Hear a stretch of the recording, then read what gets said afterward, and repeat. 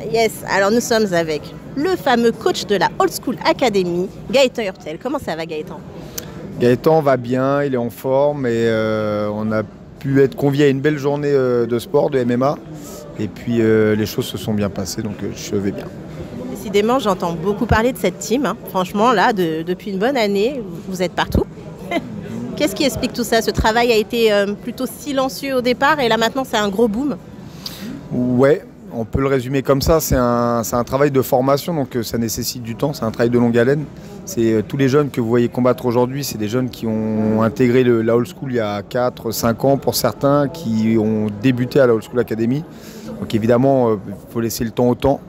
Et aujourd'hui, on a des athlètes qui sont quasi mûrs et matures pour pouvoir combattre. Donc vous allez en voir de plus en plus. Avec une réelle relation de confiance, hein, puisque systématiquement, ils vous citent. Ouais, bah c'est ce que j'aime dans mon métier. C'est ce que j'aime, c'est avoir des jeunes que je forme de A à Z. Il y a vraiment une relation entraîneur-entraîné qui est forte, il y a une relation de confiance.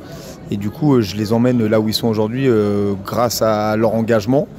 Et du coup, ils me le rendent par des remerciements. De toute façon, ils sont obligés parce qu'en sens ça, c'est la menace.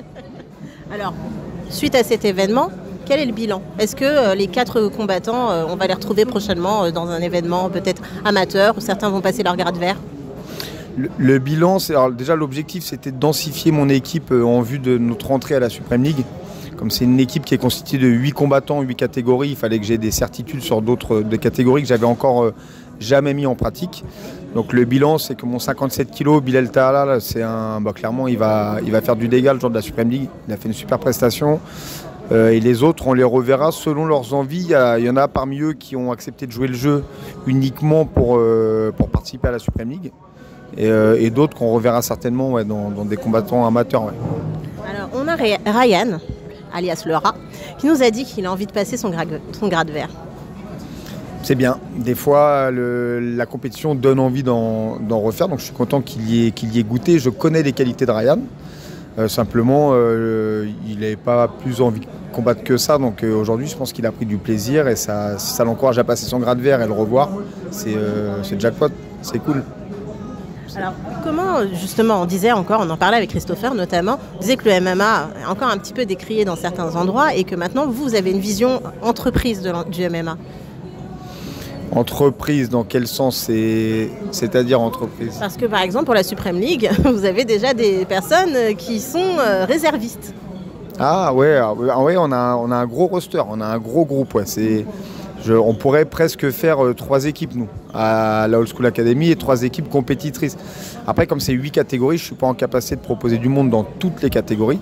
Mais de 66 à 84 kg, ouais, j'ai à chaque fois au moins 3 combattants et 3 combattants qui tiennent la route. Donc on a un gros noyau, on a une vraie... les gens adhèrent au projet de la Old School Academy, ils viennent vraiment pour être formés. On voit qu'il y a une ADN, il y a une marque de fabrique à la Old School. Les gens ont des styles qui sont assez similaires. On a pour projet en 2023 d'avoir une nouvelle salle au mois de mars qui va nous permettre d'accueillir 3-4 fois plus d'adhérents et de proposer encore plus de cours. Donc je pense qu'on aura encore de plus en plus d'amateurs dans les années à venir. Ouais. Donc ouais. À Villecreine toujours? Toujours à Villecreine. Ce sera à 400-500 mètres de la salle existante, qui aujourd'hui est un tout petit dojo qui ne propose pas de conditions pour faire du MMA. Tu es déjà venu, hein. Donc pas de cage, pas de matériel spécifique. Prochaine cage, elle proposera tout le contraire. On sera vraiment dans des conditions à l'américaine. Ça va être le top.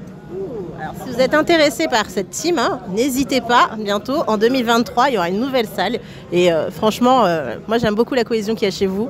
Donc je vous donne la force. Merci en tout cas. Merci à toi, Sandrine.